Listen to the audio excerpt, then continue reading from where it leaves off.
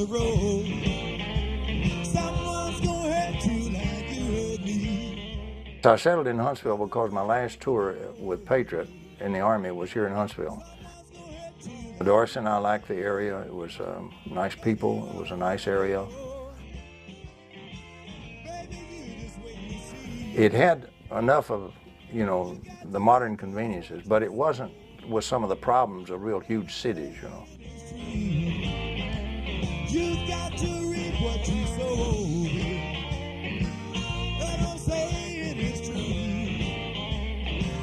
Like you've been streets. So it was still somewhat a bit of the old South still here and so forth, and so we were very comfortable here, and so we just settled here. I also could get a job here.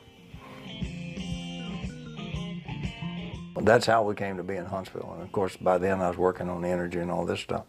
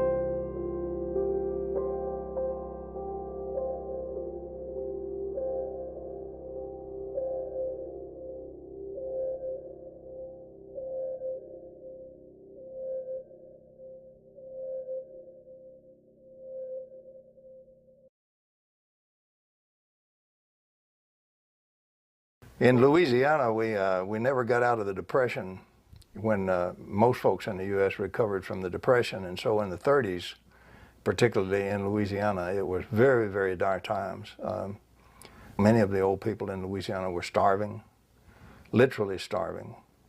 There were no jobs, very difficult to find any jobs. You could barely eke out a living by working in the timber business, you know, starting before daylight, working till after dark for peanuts.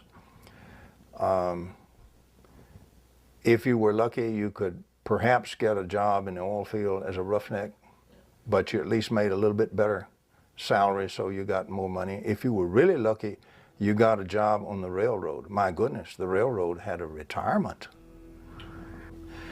But there wasn't the large-scale welfare and the things like that we associate today, the recovery mechanisms. The props to prevent starvation, to prevent a lot of the children dying with disease did not exist. Disease was a big problem in Louisiana in those days. Typhoid, diphtheria, this kind of thing, killed a lot of people, particularly children. My father could not read or write. He never finished the first grade. His father died when he was still a baby, was not walking yet, and he went to work to try to keep the family from starving when he was 12 years old, driving a big log wagon, which is what they used in the woods then, with a team of 8 horses, big horses, you know, or the big mules that logging people use, which is a very strong man's job. It's a very tough job if you've ever tried to do it. And he did it at 12 years old, but he fed the family. He kept the family from starving. And he worked like that all his life. So he had a background of doing nothing but work, work, and that's what he did. That's how he made it. But then we weren't the only ones. There was family after family after family in exactly the same situation. I was hospitalized, for example, with malnutrition, not having enough to eat. Okay, that's the Pepsi Cola scholarship. Right. Yeah, that was interesting. Ha! We're not running, are we? Okay. You can't believe how stupid you can be when you come from way back in the sticks and you don't know anything. You haven't been exposed to anything. See, we all came from way back in the sticks. I mean, about as far as you could get. Big swamp started out behind my house. Anyway, they post this thing on the homeroom one time. The bus would come pick you up and haul you in and haul you back. Such and such time, the following people report to room so-and-so. No explanation, no nothing. Just report to room so-and-so. Well, we didn't question what the orders were. You know, we just did it. So-and-so time, I appeared in such and such room along with the other people, and they were passing out these papers, and it looked to me like it was some kind of aptitude test or something. Nobody ever said what it was or what the purpose was. Sit down, you're supposed to take this test. So we did. You know, I wasn't concerned with it all. Breezed through the thing, handed in, and walked out way ahead of finish time. Didn't take any effort or consideration at all. Could care less. And, so some months later, we're sitting in the assembly towards the end of the year, and you'd had to seen it. I'm sitting there with blue jeans on, tore up, not because it's a fashion, because that's what we had. And another assembly program, you know, in the auditorium, and so, you know, I'm not involved. I'm sitting there nodding, and all of a sudden I get the strangest feeling everybody in this auditorium is looking at me. So I up periscope to see what the hell is going on, and they were looking at me. And the guy next to me, Punch, said, the principal just called your name. Get on down there. And so I'm going down the aisle wondering, what the hell am I going down the aisle for? What's going on or anything? So he's shaking my hand. He hands me this scroll and all. It's the 4-year Pepsi-Cola scholarship. That's what this silly test was. They awarded 2 for each state, 1 to white and 1 to black, and I won the 1 for white for Louisiana that year. I wasn't going to university. I'd never had a chance, you know. Suddenly I could go to university.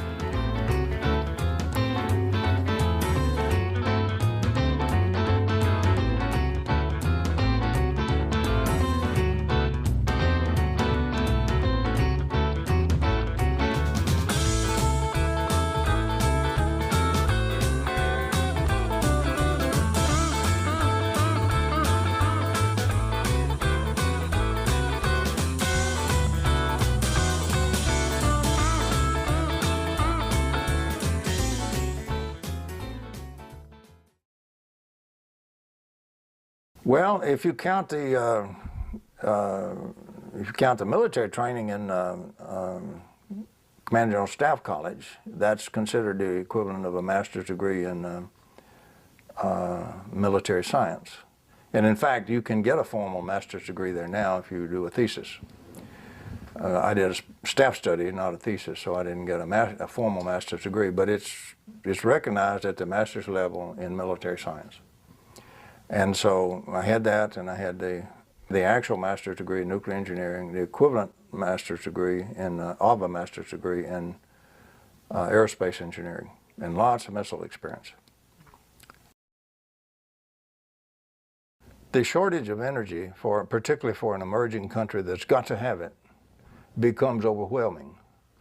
They have to do whatever they have to do to try to get it. And unfortunately, the conventional forms of energy do not spread uniformly throughout the world.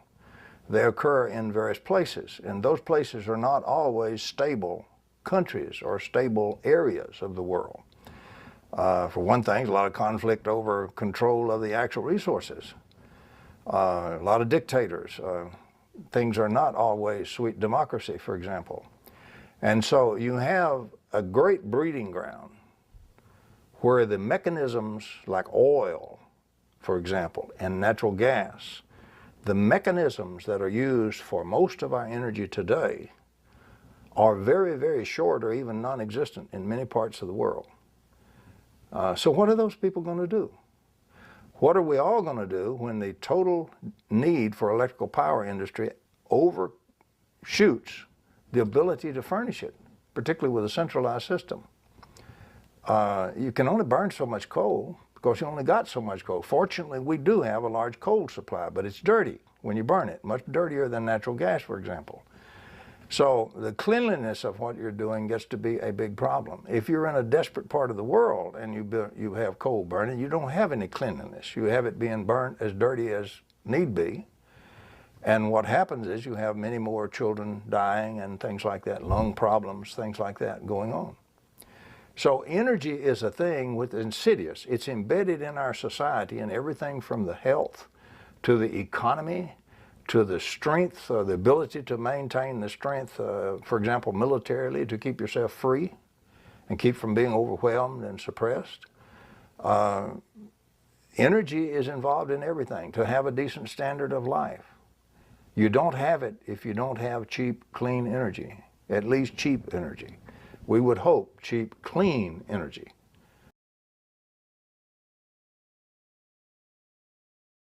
The energy problem touches every human being on this planet. It touches whether or not we have energy wars and whether we decimate whole areas and whole cultures, or whether we can in fact turn to alternative sources that allow it to do it cheaply and cleanly and easily. And we need some work, yes, in windmills and solar cells and all of that. We need everything we can get, but they alone will not do it. We have to go to energy from the vacuum. That's the only alternative we have. So what are we going to do? Well, we're going to turn to our scientific community and we're going to say, what can be done? Our scientific community, unfortunately, is going to tell us the only alternatives you have are the ones you're already familiar with. You can burn more coal, you can build more refineries, you can build more pipelines, you can drill more oil wells. More of the same is all you can do. You can help some by building more windmills, windmill-driven power systems, by closely taking advantage of your hydroelectric capabilities, by particularly solar cells and areas where the solar radiation will support that. But these can only help around the edges. But say, if they're 15% contributors, if you can make them 15%, well worthwhile doing it. But the brunt of it today is going to be oil, natural gas, coal, and nuclear power. That's exactly what the brunt of it has got to be taken by. And this is what we're facing. This leads us to the large centralized power system. The terrorist threat can lay it down anytime it wishes to. And we can turn around one day where the very thing we've done to supply us with energy goes right out the window and right down the tube. So we're caught between a rock and a hard place in the old saying. We're damned if we do and we're damned if we don't. There has to be an alternative. The alternative has to come from the scientific community. We've got to go, for example, take electrical engineering. The model that is used in electrical engineering is over 100 years old. It still assumes a material ether. It's a useful model, it's done a lot of things, but it's got a lot of problems. It still assumes the old material ether because it still assumes a force field in space. There's no such thing. We've known that for decades in physics. Nobody has ever changed that model, not one. It still assumes, for example, that the vacuum is inert. In particle physics, my goodness, since at least 1930, the year I was born, we have known that's false. The greatest energy reservoir in the entire universe is what we call empty space. Our physics proves this. We don't have to go reprove it. We have to go back into our models, back into all the equations we've gotten so comfortable with. We've got to look at their assumptions.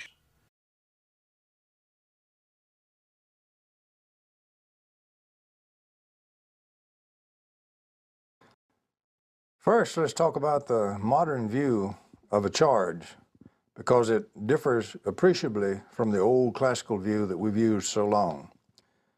Modern view of the charge considers the charge and its interaction with the vacuum at the same time. It doesn't consider a charge sitting off with no vacuum, no space, or anything going on. It considers that interaction. So if I have a charge sitting out here in space, a so-called isolated charge, it's not isolated at all. First of all, what is actually here? What is here is a very strange thing. The vacuum itself, as we said, is full of bubbles, little virtual particles bubbling up and down and appearing and disappearing at incredible rates all the time, jillions of them. So let me draw some dotted circles here to get some bubbles, little virtual particles that appear and disappear very, very rapidly. And all around here, all around this charge in isolated space, let's suppose this is an electron, so it has a negative charge. Then around it in space are all these little positive charges that bubble up and favors that. So I got a little positive, little positive, little positive. Each one is momentarily, but they're replaced by another one right after. They're all over. So we got these positive bubbles. What we say is that this charge has polarized the vacuum. That means opposite charges now are clustered all around it. All little bubbles filled that are positive charges. So I have a negative charge here in the middle, surrounded by this tremendously dense shield of positive charges, virtual state charges. Little bubbles that appear and disappear with great rapidity, but they're positive. So what I have is a very strange thing. If I'm outside this now, trying to look into this charge in the center, we call this the bare charge. What's really in here in the middle that we really never can see because we're seeing through all this shield. I actually see a difference between what the bare charge is in the middle and what this total charge is around here. I see through this charge by whatever goes through here. Ironically, it turns out that the bare charge in the middle is infinite and has infinite energy and charge. These charges are also infinite. They have infinite energy and charge. But the difference between the two infinite quantities is a finite charge. And that's the value that's in the classic textbook. It's what we see and our instruments see and measure through all the shield of an infinite bare charge in the middle. So we're looking through one infinite charge at another one. And as we said, there's no shortage of energy here because we've got two infinity charges, and so we've got plenty of energy. We've got an infinite amount of energy. So this is the way a charge actually exists in space today, as we know from particle physics. We have experiments that show this is the way it exists. We have not just the bare charge in the middle, but this tremendous charge around it, and we see the difference. We'll see it as an electron, and the charge of an electron that's in the textbook is the difference that we see between these two infinite quantities. So already when I say an electron, I have already introduced infinite charge, and I have already introduced infinite energy. This is the thing to realize. It's not in electrical engineering. The difference is finite, and it is the classic value that our instruments will record. They take the difference of what you can see. So now we want to look at what we call a dipole. A dipole is nothing in the world but two charges that are opposite and with a separation between them. So if I have a negative charge here, let's forget the infinity for a moment, and a positive charge out here, I have a dipolarity because I have a positive charge on the end of one length, of a little bit of a length, and a negative charge on the other, and that's what we call a dipole. A dipole, simple dipole, would look like this. We would have in the middle, or on one end, we would have one charge. On the other end, we would have the opposite charge. Let's call that a minus and this a plus.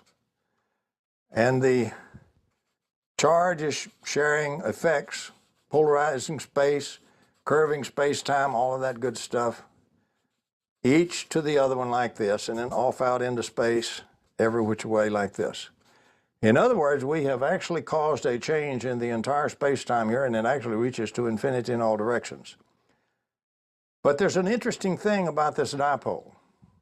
Once I have opposite charges with a little bit of separation, in 1957, the great discovery was made called broken symmetry. The mathematicians were all chasing beauty at that time, symmetry and beauty. And for a long time, physics didn't want to even hear broken symmetry.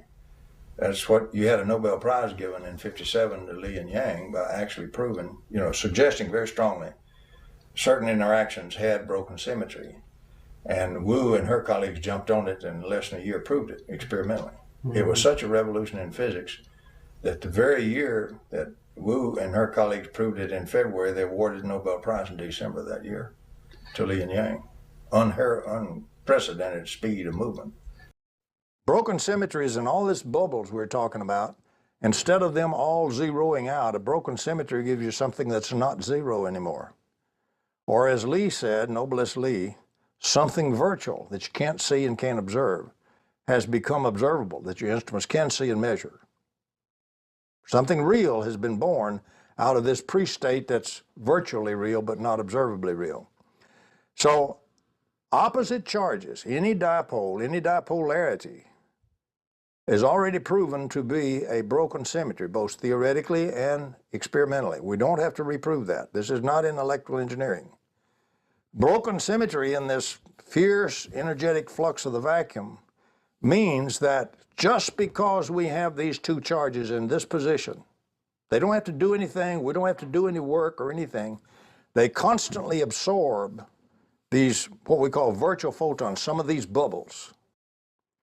As they absorb an individual bubble, it's still not observable, but it makes a little change in the virtual state. Let's call that, in terms of mathematics, that would be a little differential of mass. It changes it to mass when it absorbs a photon. So that's a little dm1, the first one. The next one that's absorbed, and this goes going at an incredible rate, is a little dm2. And as these things continue being absorbed, the amount of mass is increasing differentially until that amount of mass, if it were converted back to energy, would be equal to the energy in an observable photon. That's what we call the quantum threshold, when a real observable photon can be born. Interestingly enough, as this thing roars up through the quantum threshold, this fierce buffeting that it's taking from all these particles of the vacuum being absorbed and beaten on it, kicks out that observable photon. Just beats it right, just kicks it right out of there, collapses this excited state it had reached, and it starts all over again.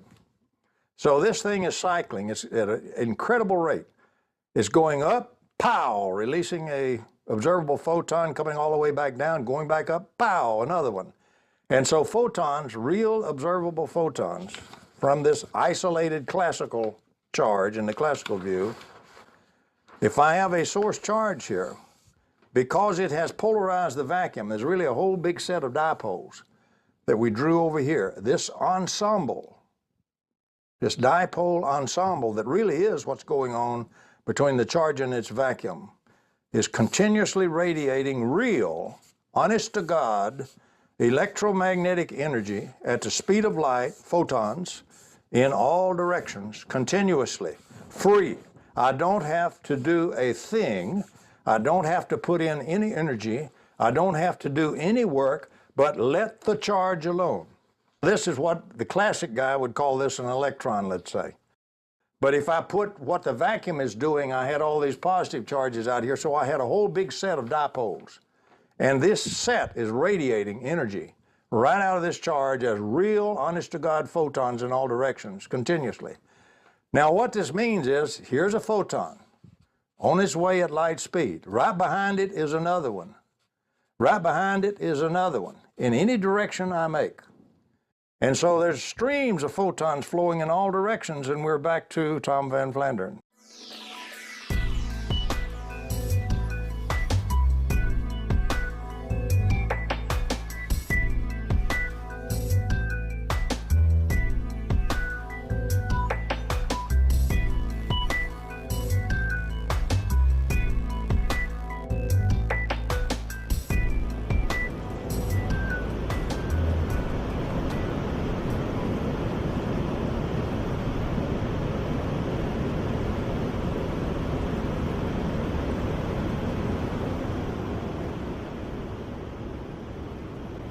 We now have our unfrozen waterfall that appears static. The field appears static. That's made of all these moving photons. But every part of that field, of that E field that's around here, for example, or of the potential that's around here, every part of it is moving at light speed and continually replaced by the photon coming along behind. That previous drawing of the dipole, where you're talking about you have DM1 and DM2. Yes. At what rate are those occurring into the... An almost unthinkable rate, so fast that we couldn't even calculate it. What we can calculate is the rate of flow, because we can measure that. We can measure at a certain distance the rate of flow of the photons coming through. And we can set up measurements. We can measure what we call the intensity of the field. That's, you might say, the intensity of the photon flux at this area. As it's spreading out, there's less flux out here. The intensity is less. but it goes on out towards infinity. The moment this charge is born, created, this process springs into being from the vacuum, and it continues thereafter as long as the charge physically exists. For example, the original charges in the original matter of the universe, which are still with us, a lot of the original matter is still around, has been doing this and pouring out electromagnetic, real, honest-to-God electromagnetic energy for something like 13.7 billion years. So it's not likely to run down in the future. They really don't know what the Big Bang was. There are various theories of the Big Bang. There are theories that say you didn't have a Big Bang. There are all kinds of inflation theories and takeoffs on this, and what we're doing here, we don't have enough real, honest-to-God experimental data yet to where we can differentiate between the basic theories. As things swing one way, the pendulum swings one way, we'll think, well, maybe this theory is correct, and it'll start to swing the other way. And the truth is, we really don't yet know what started it all. The prevailing sort of standard idea is there was a sudden inflation of energy, all of a sudden, very great inflation that started it all off, and it's all been expanding out since then. But we really don't know exactly how that happened. Practical dipoles, permanent magnet. Magnetic charge we call a pole.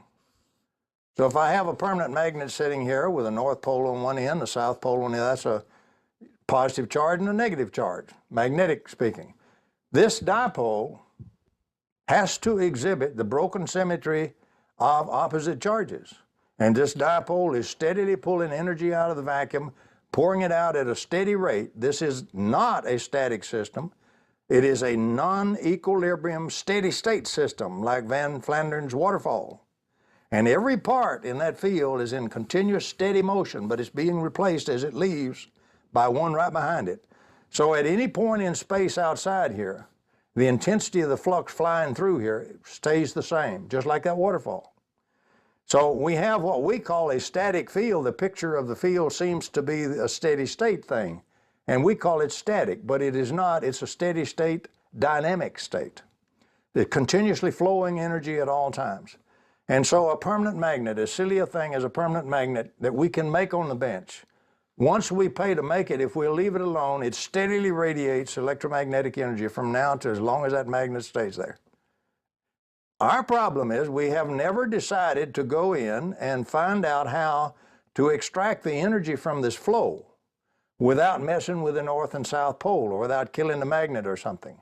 We haven't actually found out how to seriously tap a non-equilibrium steady state electromagnetic flow of energy. That should be the greatest problem that we're working on, exactly how to do that and not mess with the dipole. It puts out pure electromagnetic energy. Now, let me quote what the leading electrodynamicists of the day will tell you. The distinction between an E field and a magnetic field is just a bit arbitrary. E field being? Electric field. So if we move just right one way, we'll see part of the E field as a magnetic field. If we move the other way, we'll see part of the magnetic field as an electric field. And we really should always say the entity itself is always an electromagnetic field. It's how we observe, how our observing conditions are. So it's not too much stretch to say, I don't care whether it's a magnetic field or electric field. It's really a combination of the two. So the point is, it does produce energy from the vacuum. We don't have to go find a magic method of how to extract the energy from the vacuum. Nature tells us, and physics tells us, if we will look at the broken symmetry of the dipole. And we realize that the isolated charge in classical theory, in modern theory, is not an isolated charge at all. It's continually taking energy from the vacuum. It's a dipolarization, takes energy from the vacuum, pours it out as real energy. Our problem is to catch that real energy and not mess with the dipole and use it. Put a bucket out, catch a bucket full, and use the bucket to power the load. Don't go kill the dipole. Broken symmetry was, in fact, this flux here. If I didn't have the charge placed in here, then all I would have is bubbles, and they'd be equally positive and negative on the average because they're so fast, you know, and in the slightest length of time, they average out to zero. So it appears to be no charge in the vacuum at all. It appears to be nothing there. But there's really continuously positive and negative there, but bubbling away like mad in a fierce cauldron. Incredible energy. That symmetry is when it stays even. I've got plus and minuses equal. But you see, I'm not separating and holding a group separate and holding them intact as negative and holding them intact as positive.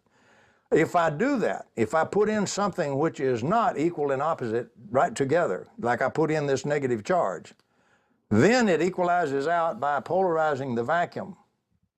And what I have now is I have a whole set of dipoles that are pulling energy out of the vacuum, forming it up into quantum-sized chunks called photons and spitting it out. And this thing will pour out this energy just like a gushing oil well that hit a gusher as long as you leave this charge alone. These are virtual states. The little bitty dotted circles are virtual state charges appearing in the vacuum. Now you got more positives, you see, than you don't have equal positives and negatives. You have a predominance of positive appearing. And the combination of the two is a special kind of dipolarity, and therefore it means it's pulling virtual energy and absorbing it, rolling the biscuit dough up into a bigger biscuit and spitting it out in chunks called real photons that our instruments can measure and make real fields and real energy. It's usable energy, but we must accept it in the form that nature gives it to us. Nature gives it to us in a steady state flow out of this assembly here. It takes it from the virtual vacuum, right out of space itself, right out of the vacuum itself, the bubbles. It takes that energy, forms a nice chunk that'll make it observable and usable in our world, and spits out the chunks at you, giving you your normal electromagnetic fields and potentials. Real, honest-to-God physical photon that your instruments will measure and then register, and you can count them and everything else. From the virtual state. You see, nothing is a very unusual thing. You've got to specify what kind of thing you're specifying the absence of when you talk about nothing. If I have the absence of observable thing, I have the presence of things which are not observable, but they're still there. So we have plenty of things which are non-observable, and they are real. They make all the forces of nature. But when they interact with matter, they produce the real forces that change and twist and operate on matter and do everything in the universe. The matter of a photon comes from the fact that if you just compress energy by the factor c squared, it turns into mass. That's all mass is. In the modern view, we don't talk about mass, we talk about mass energy. Because it's the same thing. That's why when you have a so-called looking empty space and you hit it sharply with some energy, you can pop some real electrons out of that space, leaving holes. If you added enough energy, it quit being virtual and it suddenly got past the quantum threshold and it turned into a real electron. If we have a piece of space, empty space out here, about the size of the tip of my little finger, 1 cubic centimeter, all of these bubbles that have such fierce energy, this is the fiercest bubbling that the mind of man has ever conceived. They are so energetic in just that little region of space-time right there, that if I could take that amount of energy and compress it so that it turns into mass, compress it by c squared, I would have more mass than the largest telescope we build today can see in the whole universe. That's how much incredible energy is in the tiniest bit of vacuum. So the electron, when it's pouring out something we call a normal field or a normal potential, it can run with that forever. It doesn't even miss the pocket change to put that out. All we have to do is figure out how to catch the energy. It's already there. It's already transduced from the virtual energy of the vacuum. We don't have to transduce it. And nature has been wonderful. Nature has given us these little engines called charges, which do that. But we haven't been smart enough to apply, let's just catch the flow of energy and don't disturb the gushing oil well. We're trained to go in, and if we start using any of the gush, we use half of it to tighten the screws down and stop the flow. So then we got another set of guys that come in and do something else to unwind the thing and let the flow start again. When we energize a circuit, what we actually do, how we actually power an electric circuit, not what the textbook says, forget that, that's 100 and something years old. Suppose I have a generator. I'm going to very crudely draw a little generator here. And of course I've got a positive pole, I'm going to put that positive terminal, and I got a negative terminal. And I've got a rotating generator here that's rotating around inside. And I crank the shaft out here. My job is to crank the shaft and turn it. What happens when I crank the generator? I do mechanical energy input, and I have to do work because that's not what I want. I want a rotating magnetic field. So I have got to turn this shaft rotation mechanical energy into magnetic field energy. That requires work. That's why I have to crank the shaft. Once I get the magnetic field energy inside the generator, here are the lines going out from the generator to the whole power grid and feeding jillions of loads for 100 miles. Where does the magnetic energy go? It doesn't leave the generator. Doesn't go out on the lines, doesn't go power any loads. What it does inside the generator, it pushes the positive charges, and suppose this is the positive terminal, this is the negative. It pushes the positive charges this way up to that terminal, pushes the negative charges that way. It separates the charges, which does a little kink in the space out here and makes this plus and this minus. It makes that entire vast circuit dipolar, a dipole, a whole set of dipoles. And every place, once we have this dipolarity, all along here we're extracting energy out of the vacuum and it's pouring right on down the circuit. But the energy is not coming from what we crank the shaft of the generator from at all. Once we make the dipole, the energy is coming out of the vacuum to the dipole. Here's a dipole, here's a dipole, here's a dipole, here's a, everywhere dipoles. So we're having energy born in the circuit everywhere in this dipolarities from the vacuum. The biggest dipole is right here in the generator. Okay, we go out here and we have, now we call this progression of dipolarity, we call that potentializing the circuit, making a potential between these two lines, a difference in potential. As we potentialize this circuit, we create little force fields which push the electrons forward as current, push it through the load, and we dissipate some energy in the load, power the load. We lose some in the losses and so forth. But all of that is free except we have now wired the generator in to the external circuit. Anything, any current that moves this way has to move this way. So what we have is from this pole, this positive pole, around through the circuit to this point on the grounded side here, let's say this is the grounded side, the voltage is exactly the same as the negative of the voltage going up the other way, against the EMF. So we make all the current that goes out in the losses and the loads, we make equal current to go back through all these separated charges that we paid such hard labor and money to separate, knock the charges out of there and destroy the dipole. The moment we destroy the dipole, we lose the flow of energy from the vacuum because now there's no broken symmetry. So we have to crank the shaft of the generator some more, turn it a little bit more, make some more magnetic field energy so that we can make the charges move back apart and restore the dipole and cut the vacuum energy flow on again. Whereupon the silly circuit, this closed current loop circuit, uses half of everything it catches of free energy to destroy the dipolarity. So we pay the power company to engage in a giant wrestling match inside its own generator and lose by continuing to destroy its dipolarity and the source of vacuum energy faster than we allow it to power the load. It's the stupidest circuit that anybody could ever originate in powering systems. But it's nice and well behaved because it shorts out everything that wouldn't be well behaved, and it forces that thing to be under unity. You will always have less power in these loads, all told, then you have to keep cranking into the shaft of the generator. And it's responsible for destroying much of the biosphere, polluting everything, and all this. We don't have to do it that way at all. If we make the dipole and stop and leave it alone, do not let any current flow in this circuit here while we're collecting the potential. Just let them potentialize. Once we have the potential difference, switch away this generator, get rid of it, disconnect it, connect a diode, for example, that would only allow a flow in one direction. And now the energy, the excess energy can discharge by only making the energy flow until it dies. And that energy now can be used to power the load for free except for switching costs.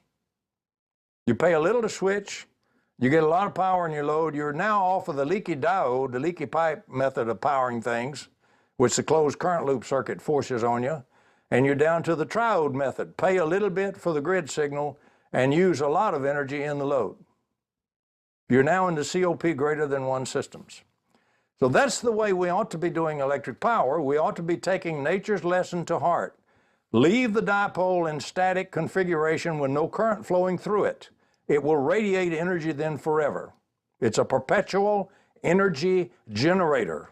It's converting virtual energy of the vacuum into real honest-to-God energy and pouring it out all the time. For you then to turn your grad students loose and your sharp young postdocs loose with some funding and time and study to determine real good ways to catch and use the steady flow of energy without destroying the dipole in the generator. You do not have to destroy the dipole in the generator. We have always done it that way. And as long as we do it that way, a century or so ago, the same old way, we will always guarantee that we keep burning all the oil and burning all the coal and polluting the earth and building all of the big pipelines and everything with the centralized power grid and everything we do. How in the world can you create a dipole with voltage? A voltage is between a dipole. What you have when you have a potential difference is between these two charges. The two are the same thing. Any potential difference is a dipolarity. Then explain to me how you can build something that doesn't dissipate its own. Take an electret. An electret is an electric dipole. It doesn't allow any current between there to knock the dipoles out. So you think, well, I've got a static field, and electrical engineers are trained you can't do anything with a static field. They are not trained that it is really a steady state flow. They're looking for a dynamically varying flow. They're not looking for non-equilibrium steady state flows. And they haven't got the foggiest notion how to catch and use the energy from a non-equilibrium steady state flow. Current has nothing to do with energy.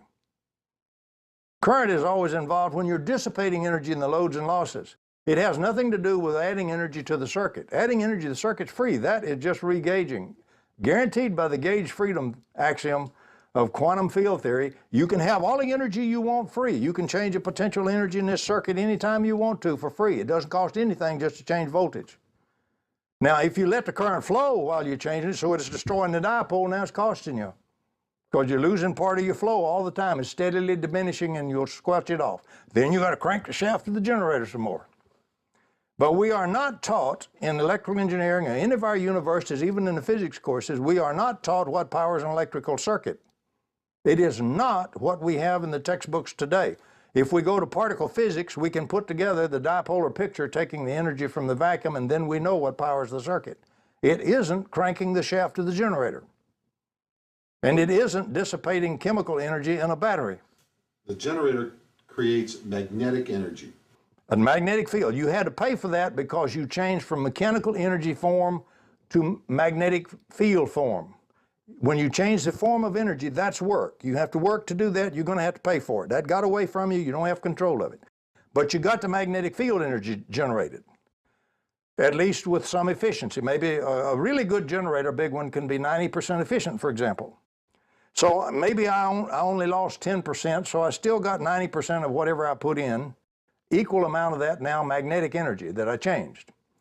Okay, this energy doesn't go out on the circuit, doesn't power the circuit. It works on the charges inside the generator. Now they're connected to charges in the wall, so if I push on this charge, I push on all those charges in that line. If I pull on the charge or push on the charge on the other line, I push on all the charges in the line out there.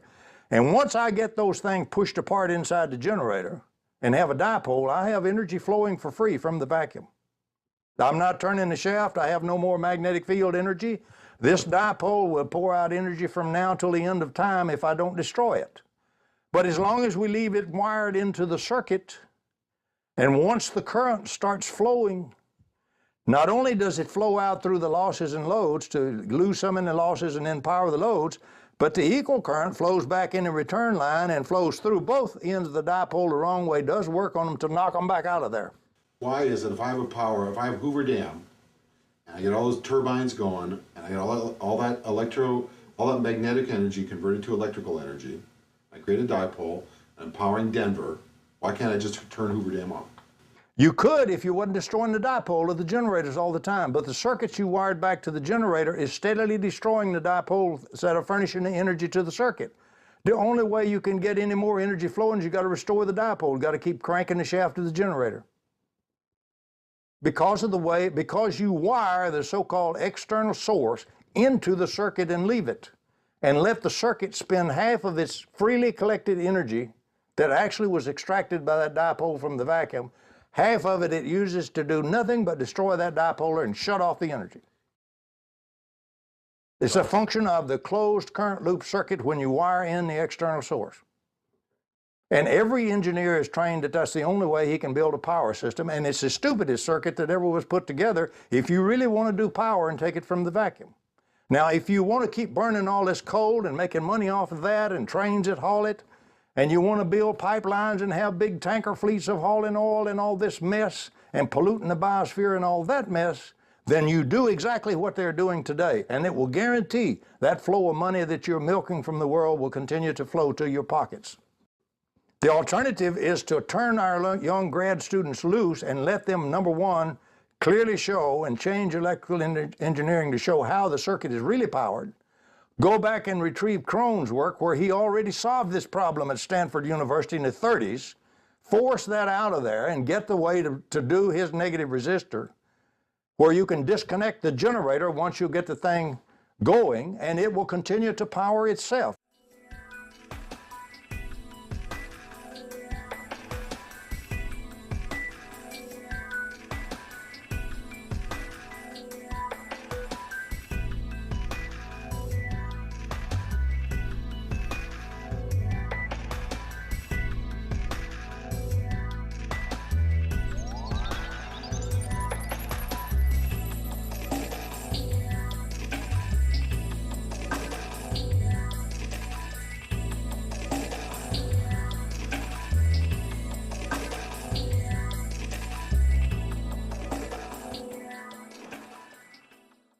Let's talk about self-powering.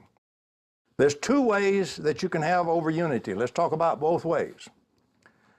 I'm going to compare this to a heat pump. Here I have my system.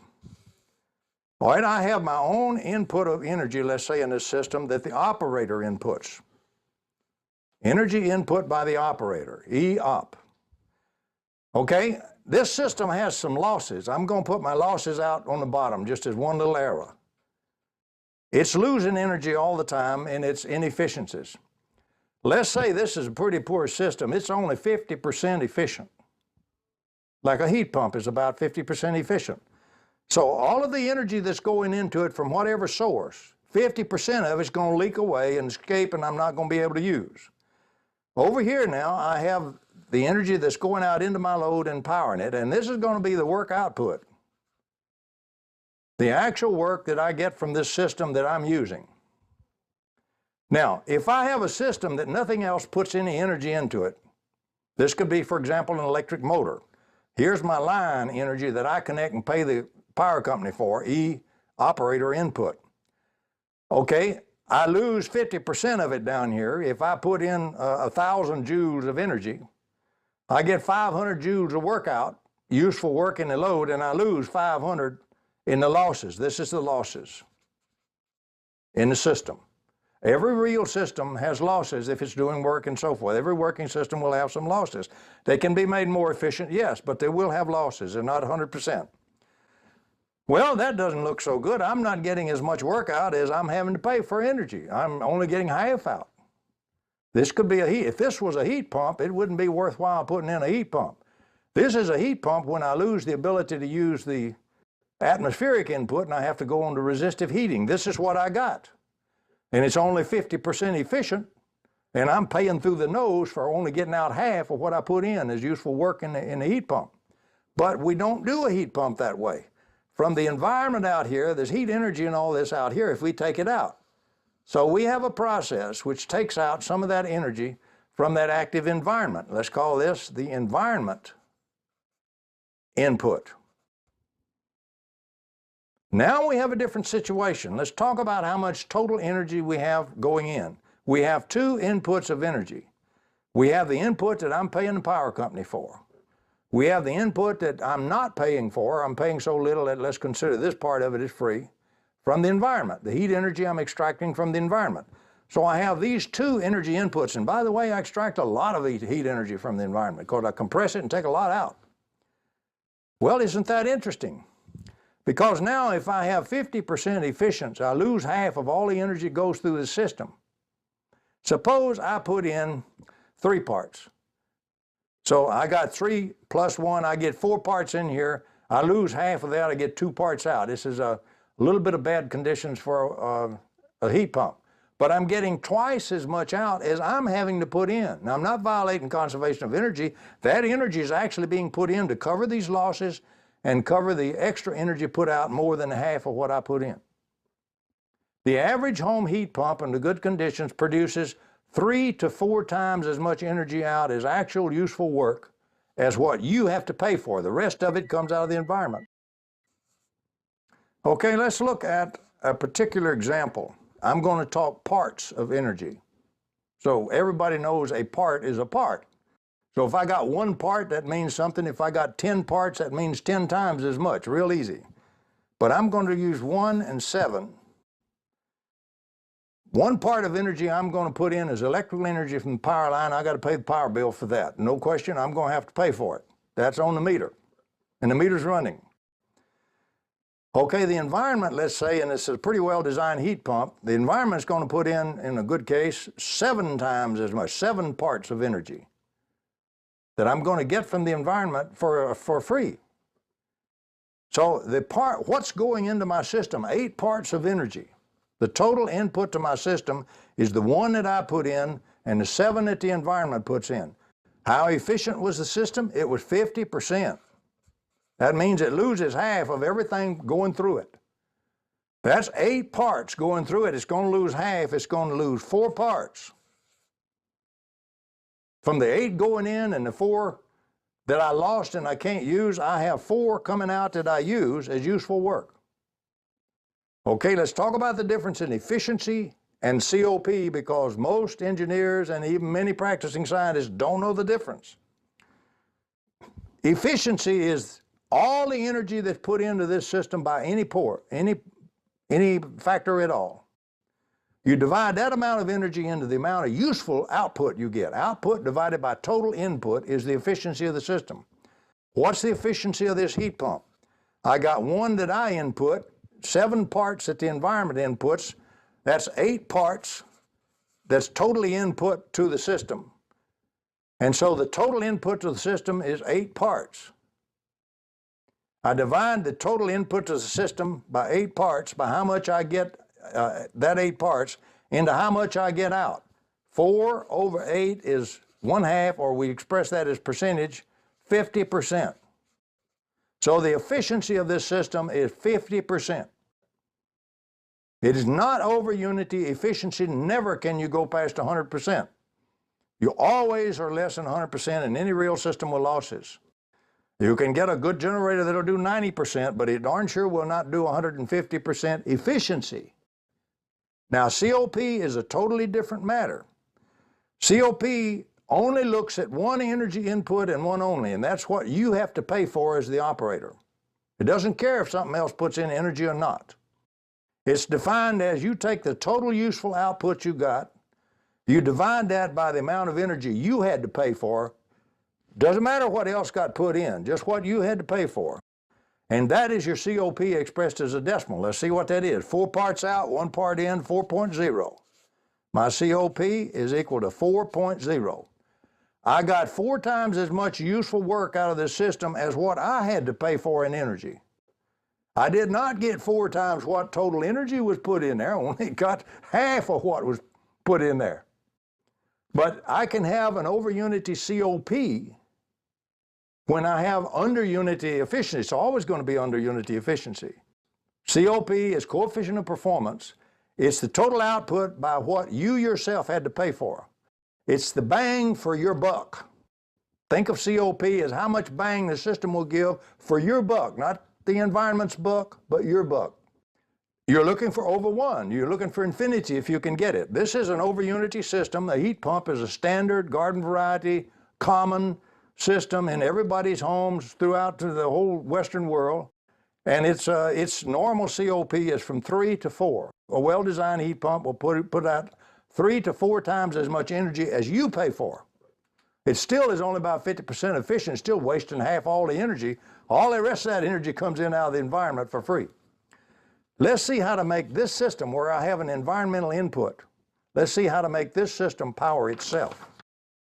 So let's draw this. Here's my system again. Right now, here's my environmental input. Right here. Here's the input that I normally have to make to get this thing going. This is the operator. This is the environment in. And I do still have my system losses. These are real losses. And let's suppose this system has 50% efficiency. 50% efficiency. Okay, let's suppose that I put some energy in and get this thing going, and the moment I get it going, I have a thing that allows some energy from my environment to start in, and I get it into a stable operation. So I now have 2 inputs of energy. I have the part that the operator puts in to get it going, get it started and cranked up here. I have the part that the environment finally gets to put in when it gets going real good and steady. Okay, I have some energy going out over here in my load, and this is the work out in my load.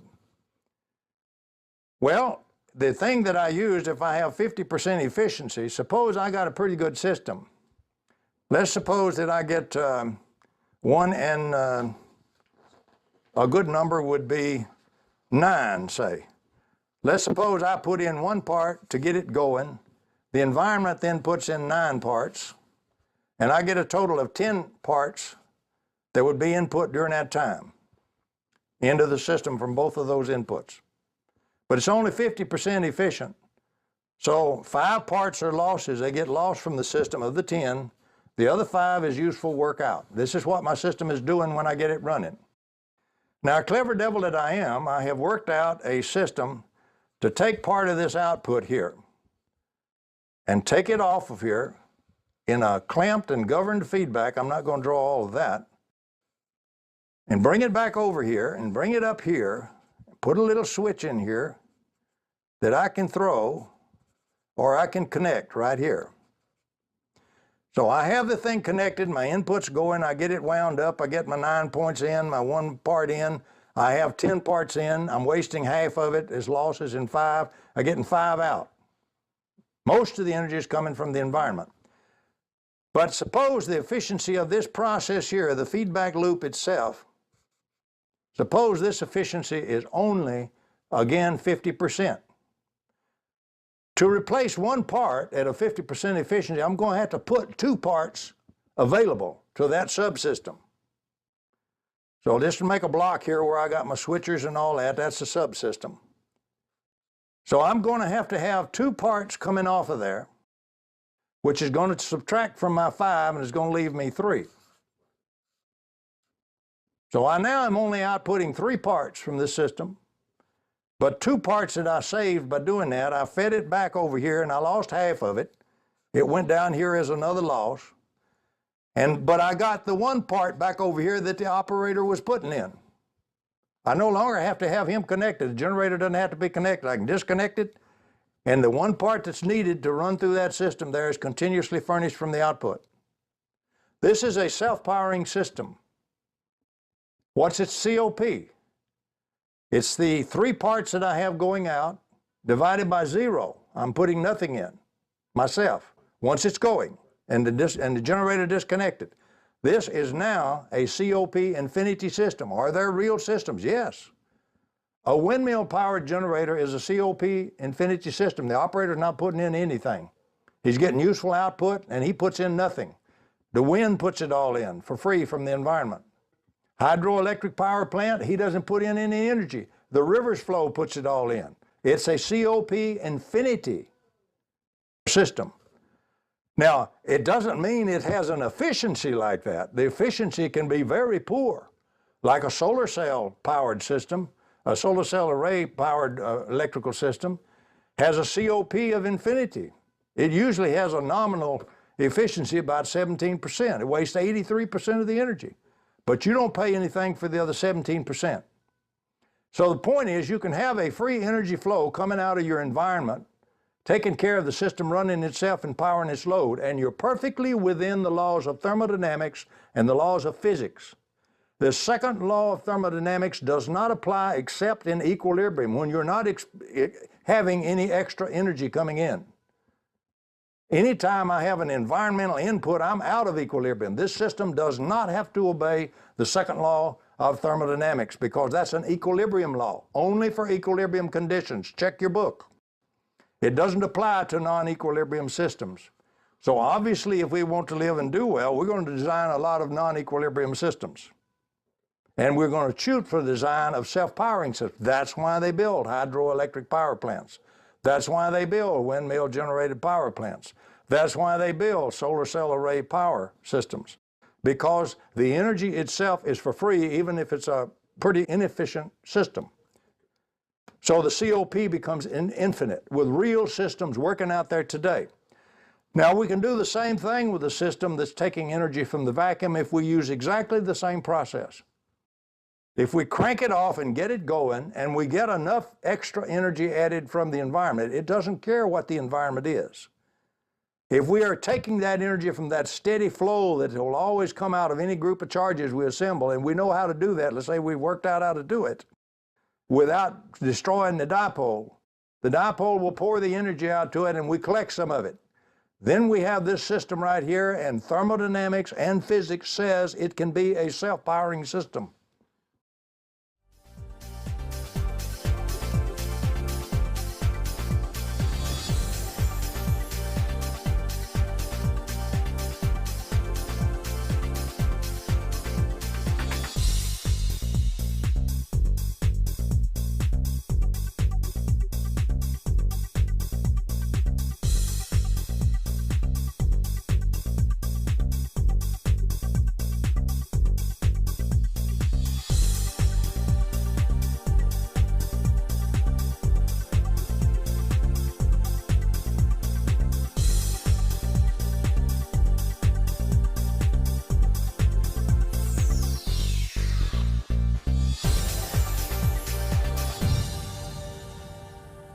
With the MEG, we haven't gone to that stage yet. We're still in the open loop system where we haven't put the feedback. But it's possible to do that. We just are working things out one thing at a time. Here's what we have in the MEG. And here's why we can do it with the MEG, legitimately as proven in physics.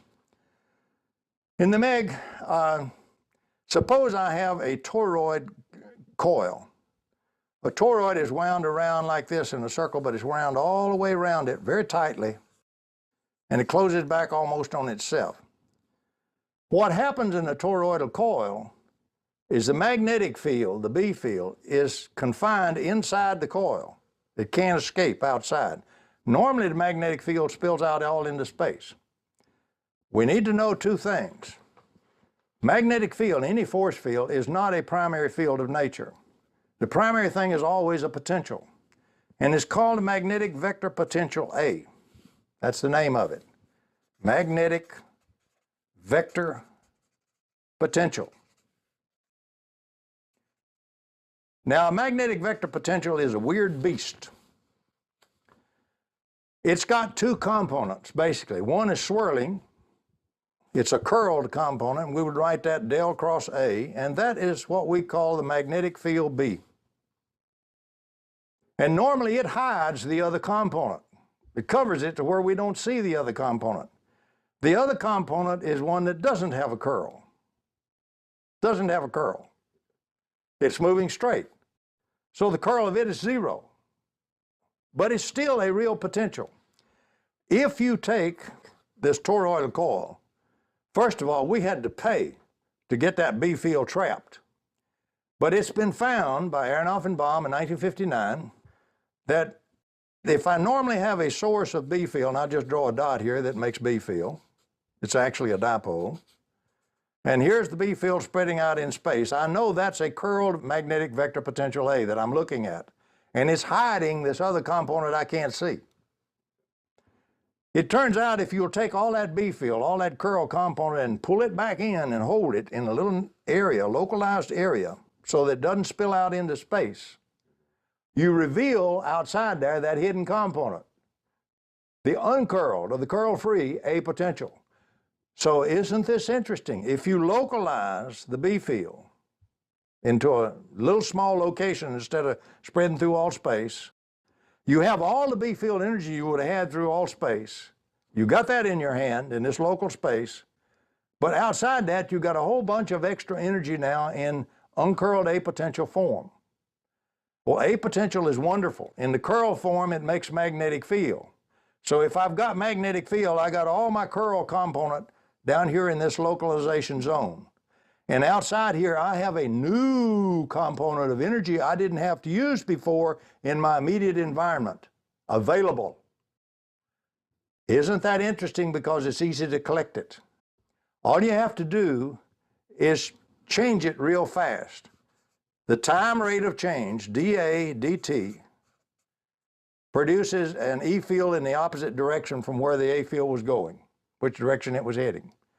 It makes an E field, and the magnitude of this E field that it makes, this electric field, is proportional to how fast you change the thing, the time rate of change. So, now wouldn't it be interesting if I could find a transformer core material and construction which would do localization of the B field? What would I have if I did that? Instead of just looking at the B field in my transformer, I would have the B field now inside the core material.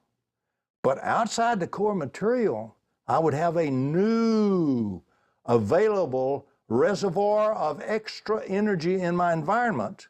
And all I got to do is perturb it, and it'll make electric fields, which come back into the system and introduce real electric field energy into the system, which normally no transformer does.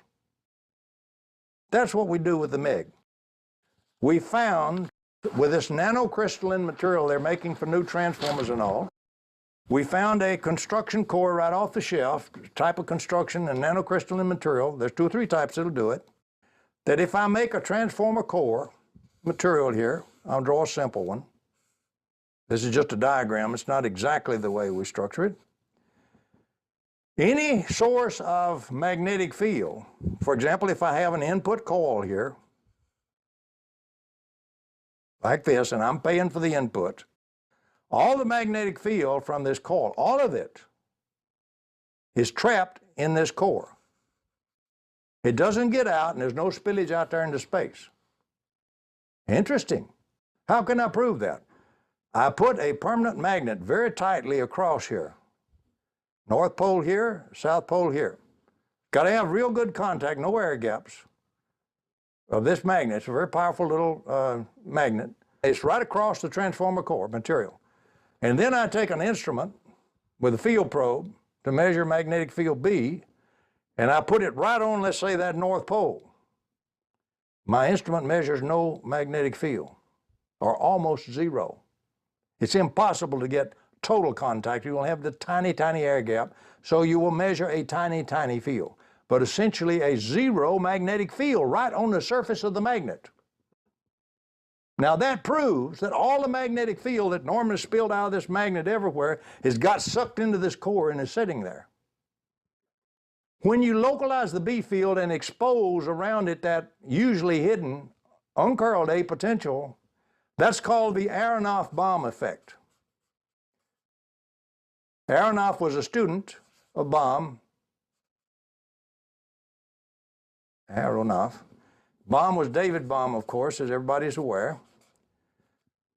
And in 1959, they published a very formidable and fundamental paper in a physical review series pointing out this effect. When you localize this magnetic field in the space outside this core, not in the core, outside the core, there appears this A potential. But it's the uncurled variety now. It's extra. I didn't pay for it. If you want to put it in proper gauge language, the Aronoff bomb effect gauge transforms the space outside the localization area, which means you see additional energy available there in space itself.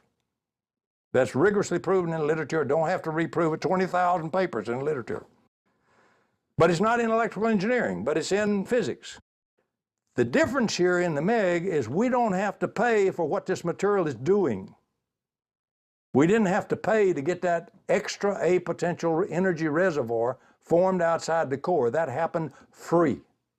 It's from that regauged space-time, which is a change in that vacuum. It's a result of the fact that this core material will do for free what I got to pay a toroid to do. Only it's free.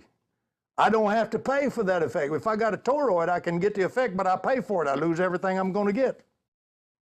I don't have to pay for it in this case. The material does that extra action for me. That's the beauty. Material effects, by the way, are one of those places already recognized in thermodynamics itself as violating the second law of thermodynamics. Material effects, like long-term memory and all kinds of things.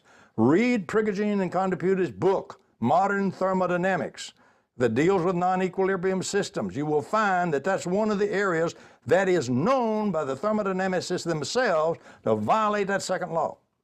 So I don't have to prove that I'm violating it permissibly. It's already been done by a Nobel Prize winner. So what we have now is, I have an interesting situation. I have what looks like a normal transformer core, but there's a very abnormal thing happening in it. All of the magnetic field B is now confined to the core. And around that, I've got all the magnetic field energy, the swirling energy that I normally have in every transformer. I've got all of that. I haven't lost anything. But in addition, I've got this extra energy reservoir in space just outside the core. And every time I perturb the core, like with my input coil, I put in, clever devil that we are, we put in pulses, sharp rise time and sharp decay time. If I want to get a little bigger E fields, I make a sharper rise time and a sharper decay time. I get an E field one direction one time and the other. And what happens is the space here, I can have as many coils wound on this core as I wish. Let's put an output coil on it, just to say we got an output.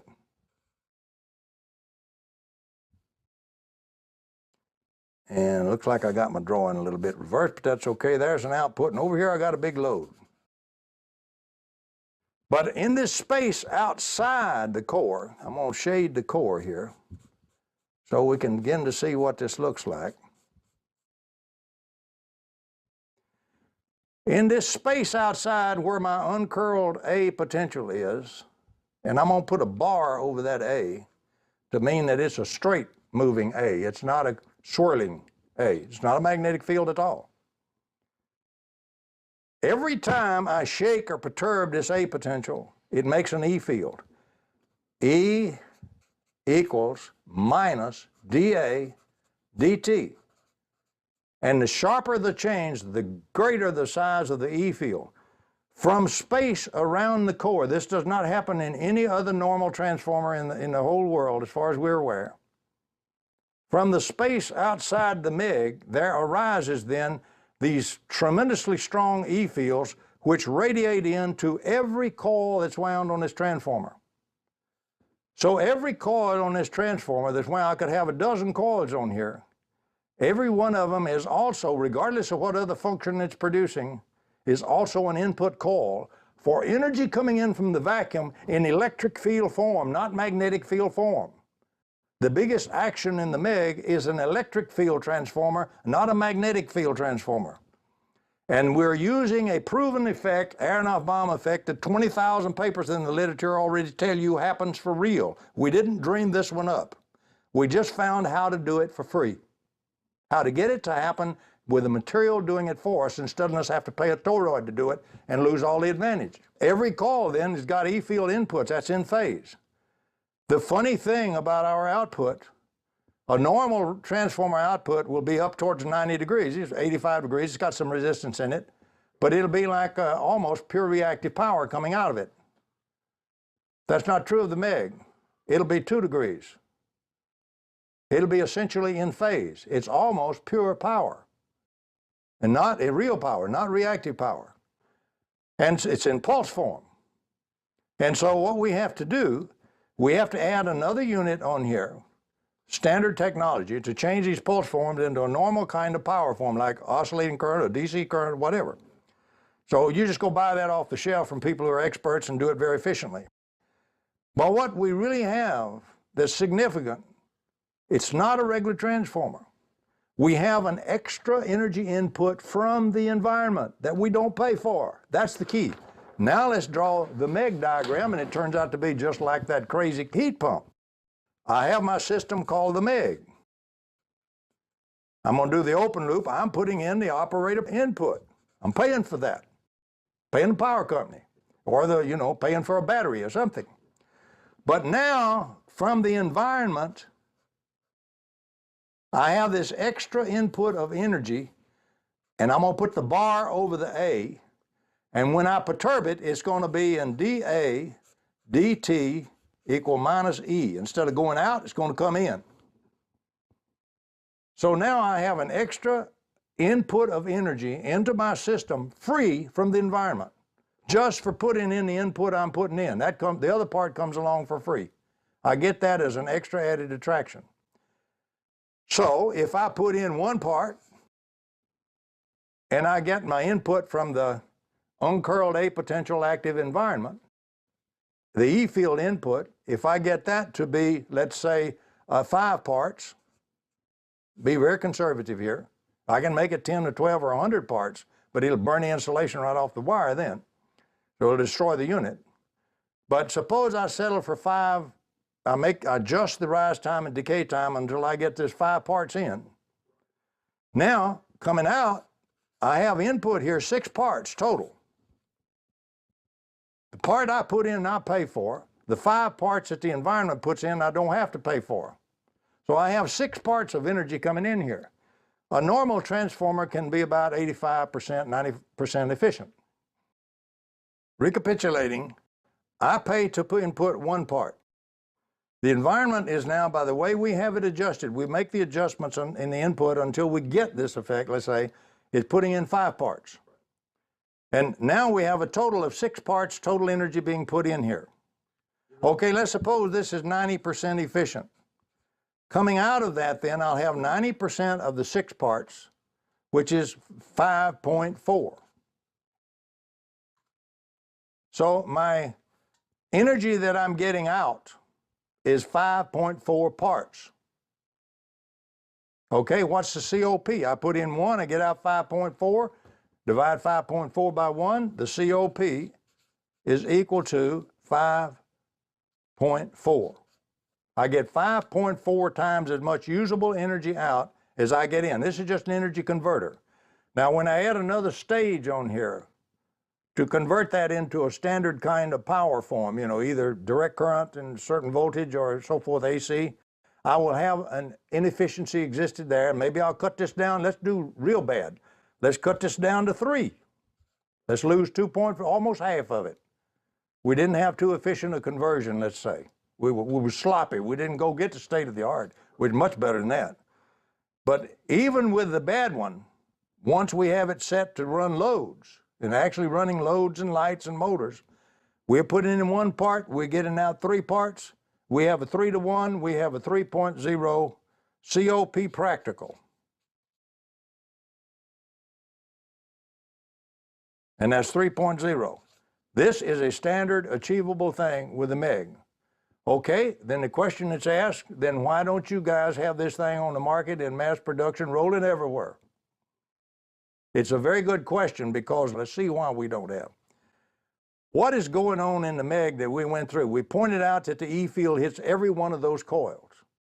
There's a little bit of out of phasing in everything. They're not all on the same phase. And each coil, once it gets an E field, fires at every other coil, and everything's feed forward, feed back. That's a highly nonlinear situation. And that is the devil and all to try to precisely measure. Trying to measure an individual signal in a dense signal environment is not a simple thing. There are people can do it, but it requires special instrumentation and highly specialized measurement equipment. Forget your normal oscilloscopes and probes. You can never straighten all of that out. You do it by trial and error and adjust it until it's mostly additive. What we need now is to do all the precision modeling and all the precision work, to work all that out with a math model, to work out the actual measurements and the characteristics of the material, how that affects it and all this. That's 1 year of very hard work. You've got to have 4 specialists in special areas to work with you to do it. We're trying to measure all those exact signals and work out what we would call the transfer function, exact mathematical model for the transfer function of the MEG. If you build those all out of phase so they're subtractive rather than additive, you'll build a worse transformer than a normal. You'll be better off throwing all that away and build a regular transformer. But if you get them additive, you beat the heck out of every other transformer in the world because it goes way over unity. We don't have good control and good models of all of this. What we have to do is adjust everything by hand, and that's not science. We have to keep tweaking the heck out of it.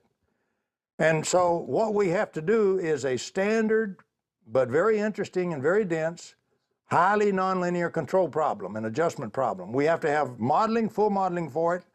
We have to have an Aronoff measurement specialist, Aronoff bomb measurement specialist. Those guys are well employed. There's very few of them that know a measurement also. You can get them, but they're expensive.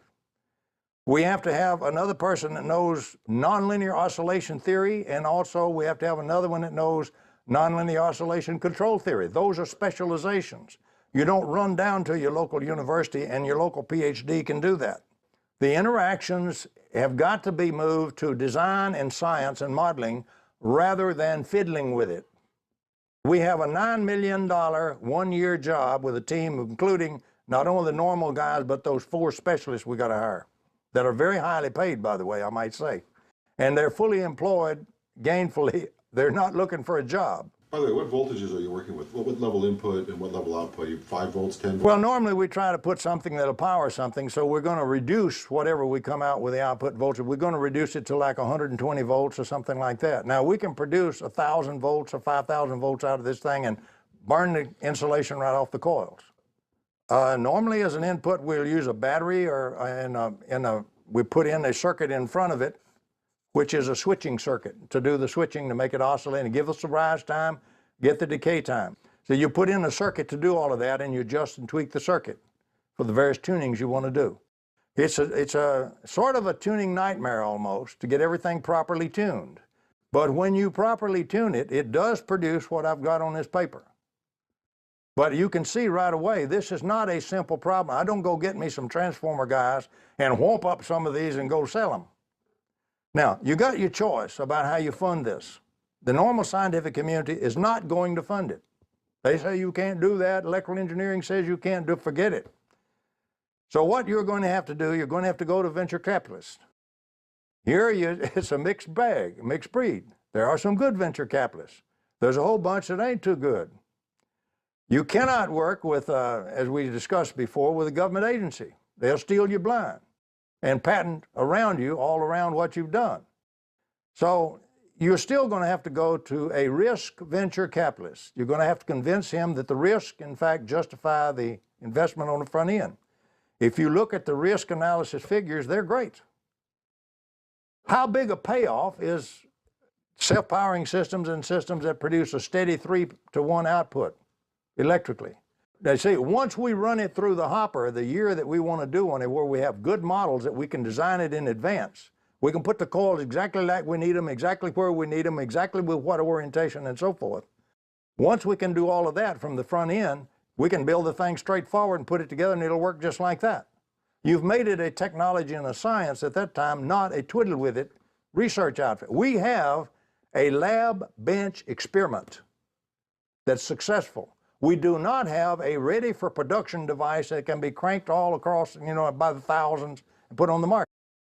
We're approaching all the control problems first. We have to do all of that first. Now, in the United States, we tend to be stupid a lot of times. We took nonlinear oscillation theory and control of nonlinear oscillation and made them 2 separate fields.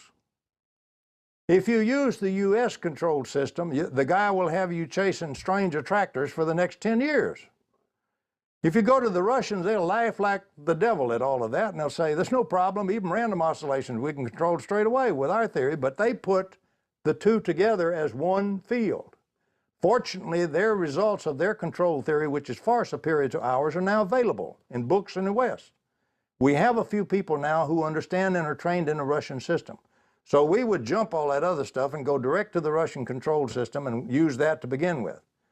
Once we have the math models, we have the phenomenology fitted to it, and we have the ability to design and build and scale up, and it'll work that way with just minor tweaking, at that point we're ready for production and marketing. We're not right now. We are ready for the final stage of development to go from a lab bench experiment, working successful, to the pre-production model ready to go into production engineering and production. The beautiful thing that we have a recognized, proven, certified mechanism which does re-gauge that space around where the Aronoff bomb is effect, and it's in the literature and proven. I don't have to reprove it. So, is it scientifically proven? Yes, in the literature. Will the scientific community accept it? No. Because what they do is they say, oh no, it's a power problem, that's electrical engineering. Electrical engineering says you can't do that. Now, they have been using the Aronoff bomb effect since 1959, but they've been paying for it like in little toroidal coils, not getting it free. And the other thing is, the people who have been using it are people that do itty-bitty quantum mechanical experiments. Nobody has thought to use it in power.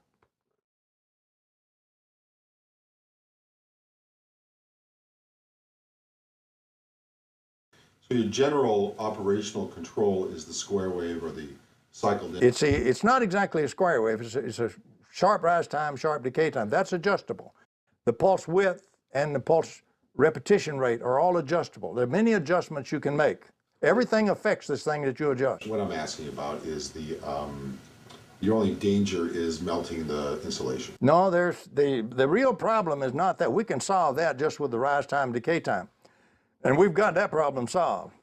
But the problems that are difficult, really difficult, is where you have all these high nonlinearities and feed forwards and feedbacks. You actually have a very dense signal environment right inside this thing.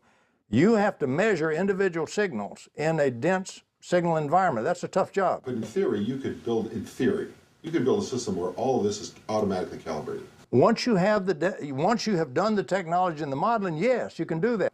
Now, if we want to close loop this system, let's take this same system, let's put a real efficient, so efficient I'm going to say it's 1.0 because we can get 0.9 if we pay for real good guys to do it. But for ease of calculation, let's put a feedback system on this thing. And let's say it's 1.0, it's 100% efficient. So I don't have to worry about that figure because this 5.4 might be bigger, see. I'm using my 3 here with what we really got of it in practical after we got the shaping for loads. I'm paying that price. The actual output is 5.4, but I'm only charging the 3 because I'm willing to pay, I know I've got to pay that conversion price. It's not going to be that much, but I'm going to be very conservative here. So I'm going to pay 2.4 points and leave my 3.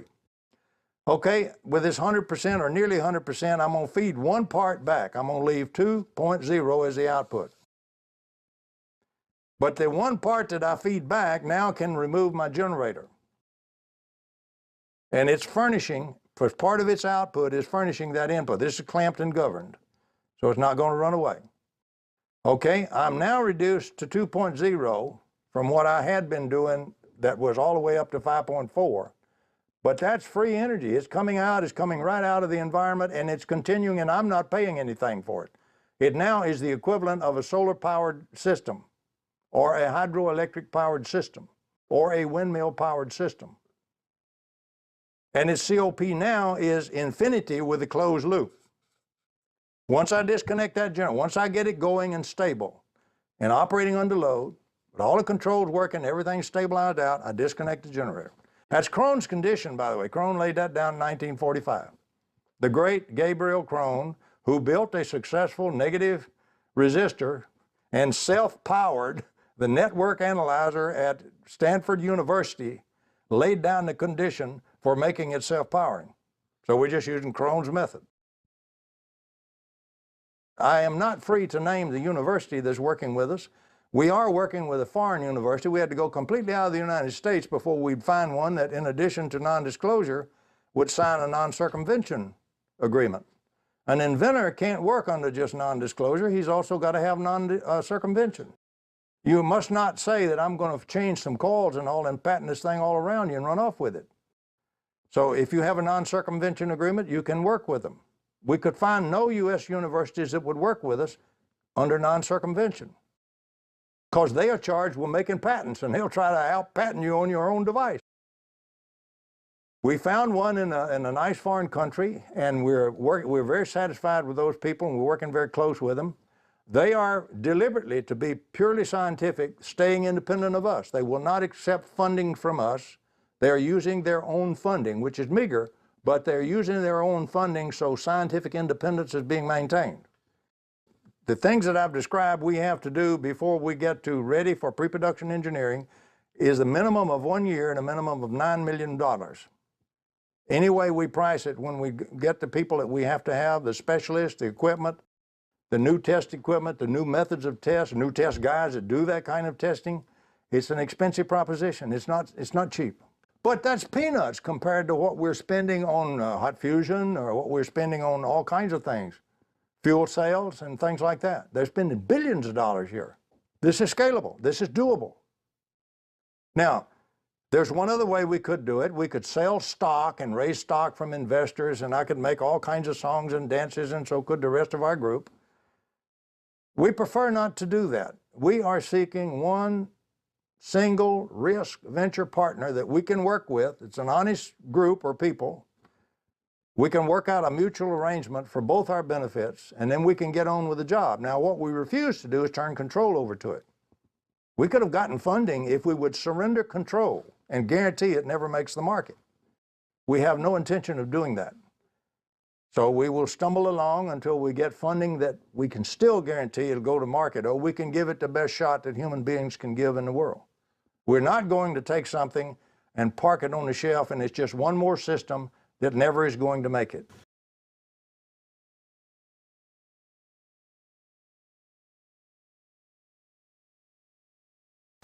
Some of the breakthroughs in the past have been deliberately suppressed. I will name a few. For example, Nikola Tesla had one. Basically, his big magnifying transformer that he had on Long Island was such an over-energy system. The way that one apparently worked is he got the entire Earth itself in resonance. The crust of the Earth, as you go down in there, is made of highly nonlinear materials, particularly when you get down to the perovskite or whatever you call that stuff. And it will act in the bulk even, it will interact in a sort of a nonlinear optics fashion. It will do phase conjugation. And so eventually what it does is everything going on is feeding energy into the Earth starts to feed energy into that wave that he created. So he gets a lot more energy in his resonant wave fed from outside, from the environment in the interior of the Earth. And that's the way he built up a humongous wave of energy.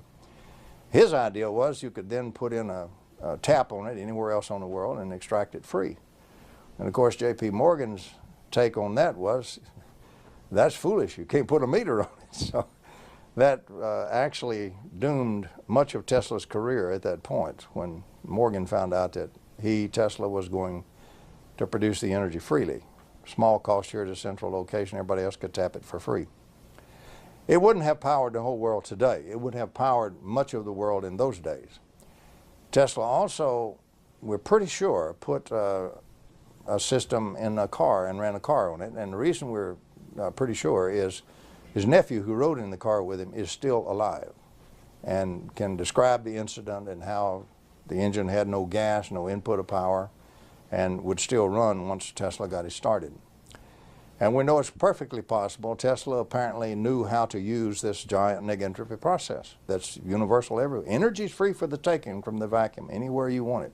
We just have to learn to use that. And before Tesla, there was an American engineer named Stubblefield.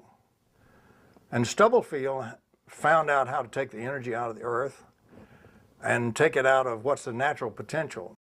Stubblefield had found out how to manipulate that kind of thing from the background potentials that are there and limitless, that normally we just see a big zero or almost zero. We'll see, a tiny bit of, 1 volt or 2 volts or something. It can be turned into much stronger currents and power, and he found out how to do that. And as a matter of fact, Tesla visited him. And there's at least one picture of Nikola Tesla in a group visiting Stubblefield. So Tesla was familiar with Stubblefield's work. Stubblefield knew what he was doing, and he knew what radiant energy was, and he also probably had the first pulse motor. I did all those experiments. Stubblefield was just a farmer who would just find his way down to the local railroad station and read publications from Electrical Wireless. So he had no formal really background in electricity at all. And when you don't have the formal background, things work. In other words, here's a guy that invents an earth cell, lights carbon arc lights, runs motors, has the telephone running on no energy whatsoever except for what's in the ground, and is doing this for miles. The technique was that the earth supplied all the energy that was needed. And since you're modulating the radiant energy, the voice appears at the other end. He did it by sticking 2 rods in the ground, and that powered his telephone. That was it. So he built a battery, what he called an earth battery, which was copper and iron wire, and he actually put this battery in the ground, and he used that as the source for his telephone system. So one earth battery at this end, one earth battery at that end, right? But you see Stubblefield in the pictures and everything as here's his earth battery, here's his transmitter, okay? And his kids, he's out, a mile out, he sticks 2 rods into the ground. The guy picks the receiver up, and there's his kid playing the harmonica on it. Now, where'd the energy come from? They were using carbon microphones, and they were using, induction coils as a transformer, and real simple stuff. I mean, the guy had a telephone system that virtually was penniless to operate. Shame on you. Right. We can't charge you, so therefore, let's get rid of this telephone system. The guy, from what I understood about everything that I researched on him, he had a way of detecting if you were coming through his cornfield. He knew exactly what direction you were coming from. Now, what science is there that allows you to do that today besides the science of our technology, which is, gee, you want to see the guy coming through the cornfield? Here's an infrared camera. But it's using a battery and wasting energy. Stubblefields didn't do that. Just a little ball swung in the direction the guy was coming from. Did it all by itself. Oh, this is in the 1800s. Around the time of Tesla. Tesla's standing in the picture. Why is he standing there? Why is he at this demonstration? The thing is, later on, Tesla develops the term radiant energy. So did Stubblefield stumble upon something that absolutely had to be squashed right then and there because of the phone system? Remember, we had the telephone. We had the telegraph. Look at the telegraph systems. Copper and zinc plates in the ground, one overhead wire, and they magically powered themselves for years. And sometimes, at the right moments, the telegraph operators could be electrocuted by the jolts that came off these things. Look at Miyuchi before this. Miyuchi develops radiant generators where he gathers the energy right out of the air by a process of coating his wires. And the only reason Miyuchi develops this is he had to keep in communications with his wife because she was sick. She couldn't get around, so he develops a telephone system before Bell. Through the ground, through the wires, right? Earth batteries, just big plates, powering this telephone system that he kept in communications with his wife. Was an excellent chemist. Develops a coating for a wire that he strung outside in the air, and it gathers the energy in the form of electricity. Tesla's not in this picture standing with the whole gang, including George Westinghouse, for no reason. They're all there present in the picture. And the funny thing about this guy's a farmer. This guy's a farmer, and he only knows what was the proposed theory at the time. And he was interested in electricity because, now see, there's two different things here. You see, we got to define the electricity. Stubblefield's electricity was radiant or etheric electricity. There was no form of current in Stubblefield's electricity. You never see in any of Stubblefield's demonstrations a current meter because there is no current. Negative energy is radiant. You know, when he talks about negative energy, he's talking about energy that's opposite of the energy we know. These are all negative energies as far as the energy that we have. There's no mysticism here. Negative energy is radiant energy, or what Tesla termed as radiant energy, or what is termed energy from the vacuum. John got into radiant energy. He got in eventually into Stubblefield's work, and he was the only person I know of to this day. I'm not saying somebody else may not have done it. I'm saying he's the only one I know of that actually replicated Stubblefield's work. And that is something else, because Stubblefield was a phenomenon. And John uses the same term for that part of it as Tesla did. He calls it radiant energy, just like Tesla did in his radiant energy patents. And what he means by the term radiant energy is a combination of energy while it's still in the primary state in space, hasn't interacted with charge or mass yet. And he's also including negative energy in it. It can be either positive or negative. His term radiant energy actually means precursor state energy. The same thing the Russians went to their great system and classified so high in energetics, you see. He's doing Russian energetics on the bench, that's what he's doing. But completely independently with his own discoveries. So when he uses the term radiant energy, and I'm using radiant energy, that's what he's using. He's using the next step just past what we're doing in electrical engineering. In other words, it doesn't follow our conventional science.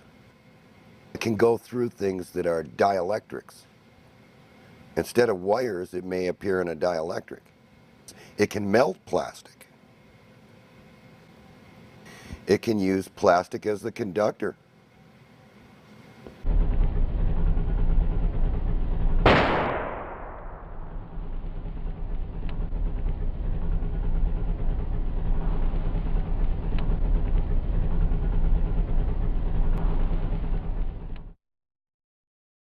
Stubblefield was able to take the energy out, and he was able to cause this energy to light the sky around his place, illuminate the trees. The light would originate in the ground, and the ground would radiate. And when he died, vans and folks came up to his small place, and everything in there electronic looking got moved out of there and taken. So they buried that one when Stubblefield died.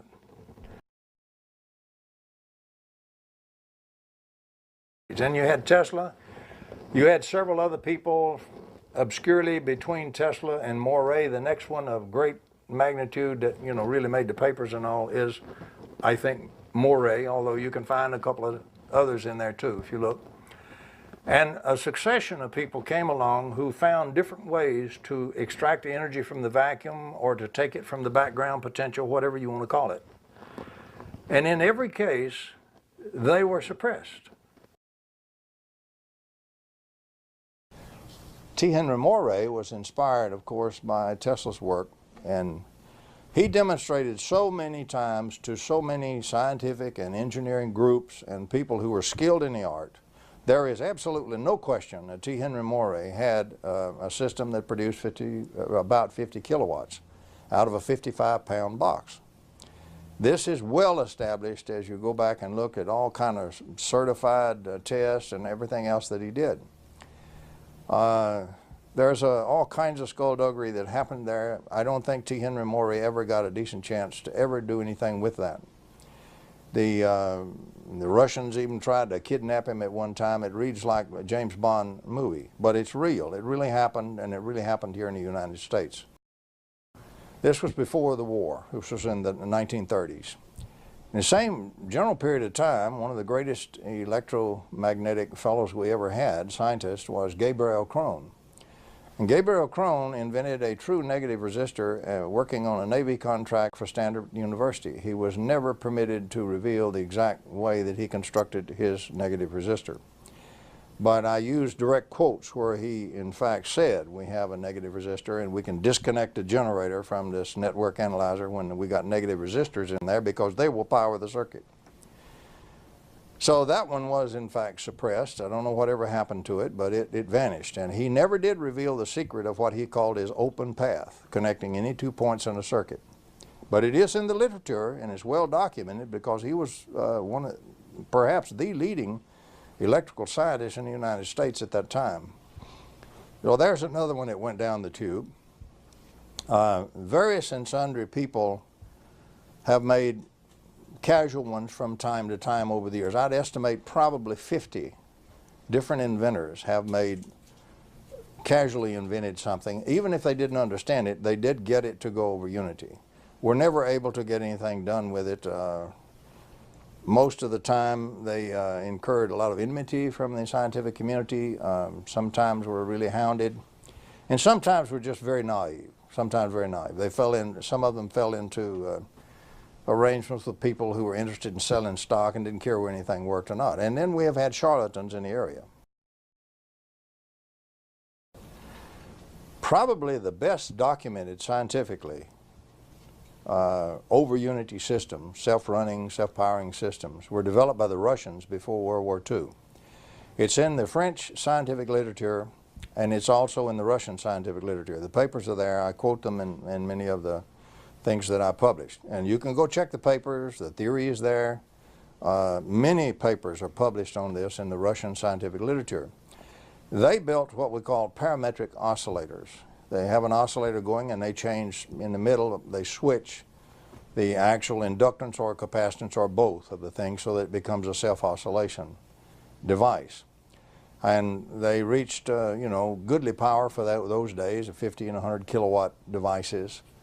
They found they had to have nonlinear loads because if they used just a standard resistor linear type load, the thing would self-oscillate, and it had enough positive feedback it would continue to build up and would eventually destroy itself. With a nonlinear load, it would reach a plateau and operate at that plateau. That work is well documented. I have no idea how that got suppressed. Probably once Russia was attacked in World War II, the war was so awesome and so terrible, so many casualties and so much massive effort by the Russians, I think it just got swamped out of there. But the work is still in the literature. You can check the papers, and they're for real. That's real work by real physicists in a couple of the leading institutes in Russia prior to the war. And there's quite a few of the papers in both the French scientific literature and the Russian scientific literature. Lethal force is used. I worked with an inventor, for example, the Sparky Sweet is quite well known. And He was shot at once with a silenced rifle from a sniper rifle from about 300 yards.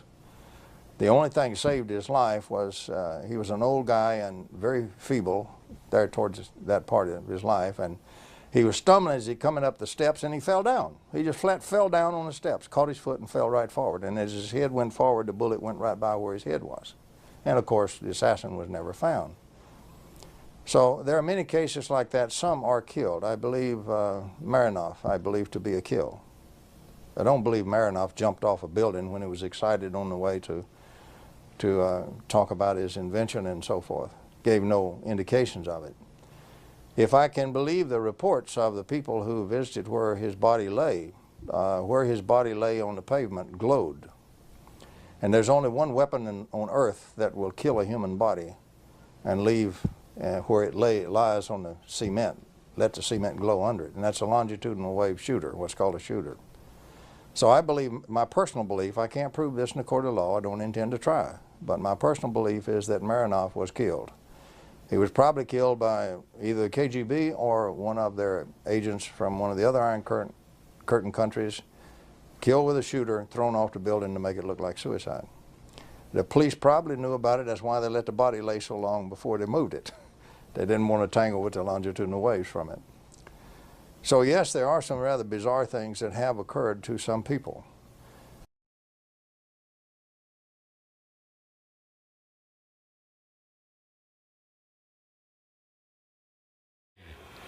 I forget now what I was looking for that day, but the guy ended up wanting to know what I wanted to use it for, and it had to do with free energy.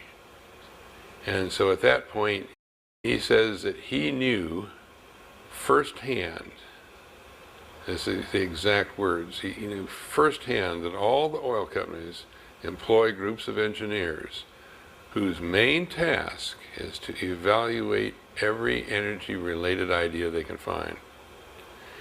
And he said when they find one that they like, they will make the guy an offer.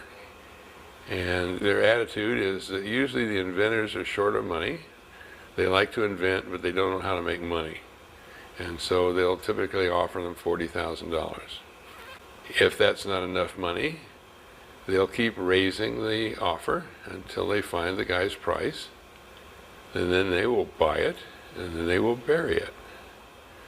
Now, just coincidentally, this one little machine that I've personally tested that put out 4 watts of power, Don Maxwell was actually the inventor of that thing. Don lived in Dallas, Texas at the time that I met him. I'd been working with him for quite a number of months, trying to build hardware for him and so forth. And I get this phone call from him one night. He's very agitated or excited or whatever in this phone call. And he had just hung up the phone from talking to a guy who'd called him. And the guy said, I work for Atlantic Richfield. We know about your device and we want to buy it. And the guy began to tell Don about everything they knew about him.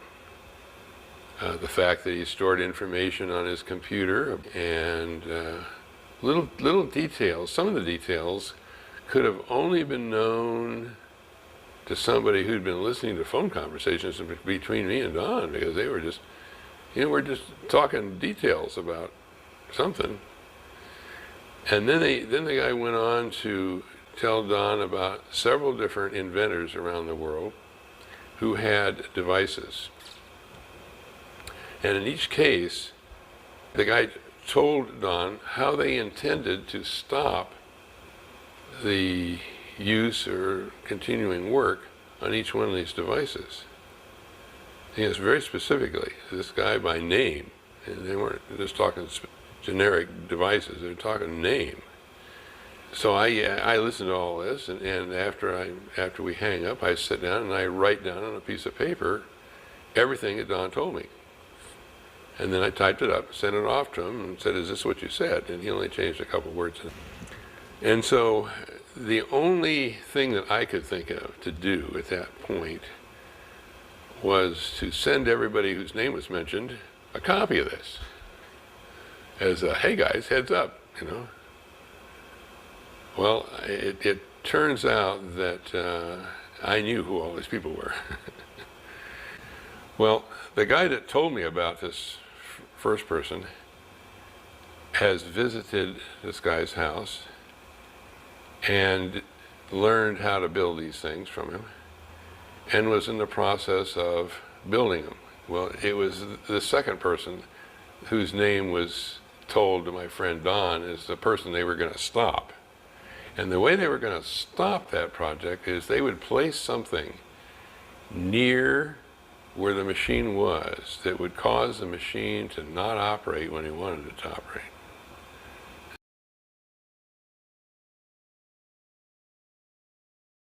This is early 70s. By this time he had built EMA-4. EMA-4 was a full-sized power plant, 80 horsepower on the dynamometer. Sitting on the rack, he would quite often show it with an automobile transmission bolted to the back of it. It ran on 4 large storage cells, which the system would keep fully charged at all times. So he had come a long way. He was clearly demonstrating a form of energy which you can't fake easily by lighting light bulbs underwater without being shocked. He was showing a dramatic gain in mechanical energy derived from his circuit motor combination. And he was giving demonstrations, and people were giving him good press. In 1974, about a year after all this good press started happening, for no reason that can be traced to any inappropriate activities by Gray from a business point of view, the Los Angeles District Attorney's Office raids his lab. They pack up all his business records, they pack up all his working models, and take it away, haul it away. They spent the next 8 months contacting all of his stockholders and everybody trying to get them to file charges for fraud against Gray, because obviously he was demonstrating something that just the laws of physics says impossible. Obviously he's cheating you. None of them would press charges.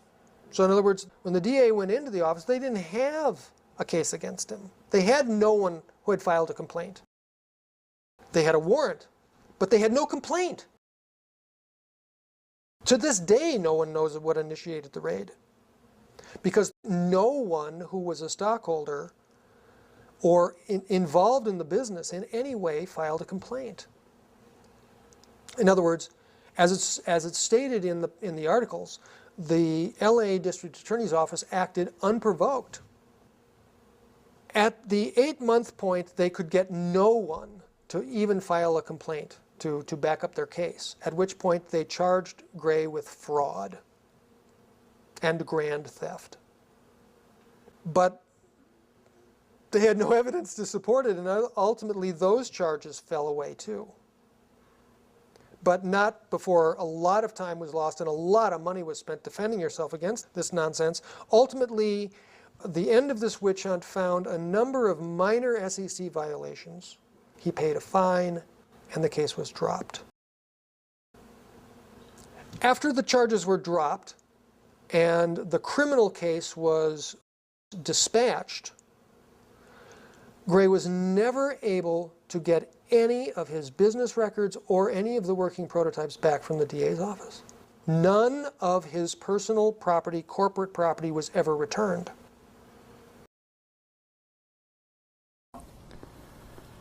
There's even a little evidence, and I don't know really how to put this in perspective. We had one friend, for example, that we worked with very closely who built practical over unity systems. He demonstrated at a conference, for example, an 8 kilowatt system, and then very mysteriously he and his whole family disappeared. We have found out since, in fact not long ago, that he's still around, and he's doing very well because he was attired in a very expensive suit and a very nice automobile. But he and his family are okay, even though they disappeared back there. But here was a successful unit that just flat disappeared off the face of the earth. Now I assume rightly or wrongly, it has to either be for the great financial empires, or it has to be for some kind of black project that somebody needed a power system that would power itself in the load. And they classified it. Whatever it is, I don't know, but whatever it is, the survival of humanity itself and civilization itself is now at stake. And I really believe through the auspices of the U.S. government, regardless of what that kind of program in it, anywhere it may have, we must bring it forward to save ourselves and save the earth. If we don't, we can keep it secret, or we can keep it in the control group hands, and we shall all go down to oblivion. I prefer not to dwell on that, try to get by as much of that as we can and try to dwell on the science. The only way we're ever going to beat all of this stuff, we have to convince the scientific community that there's real science here. It's really a good theory. It doesn't violate physics. It doesn't violate thermodynamics. And it's experimentally proven. And this is the thing we have to concentrate on and get through. Because if we ever get the scientific community turning those young grad students loose, they can plot and scheme all they wish to. It'll roll over them just like a steamroller. And that's what we've got to get going.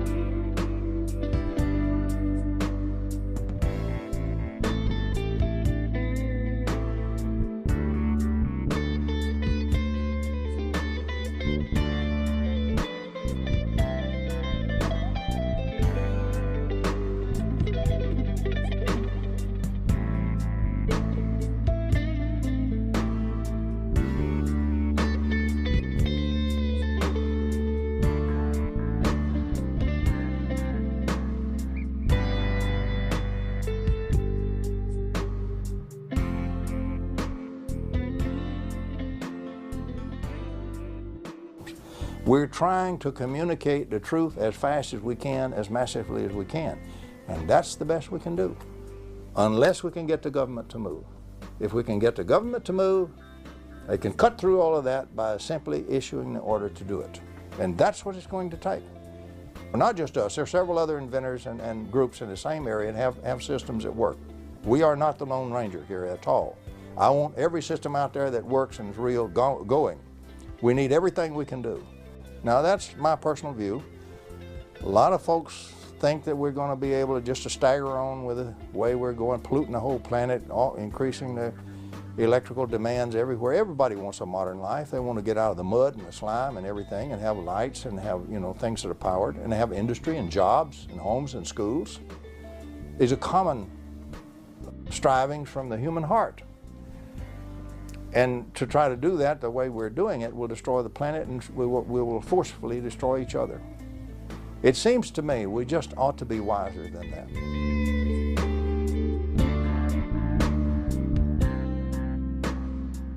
Late in his term, President Bush acknowledged the need to move beyond oil.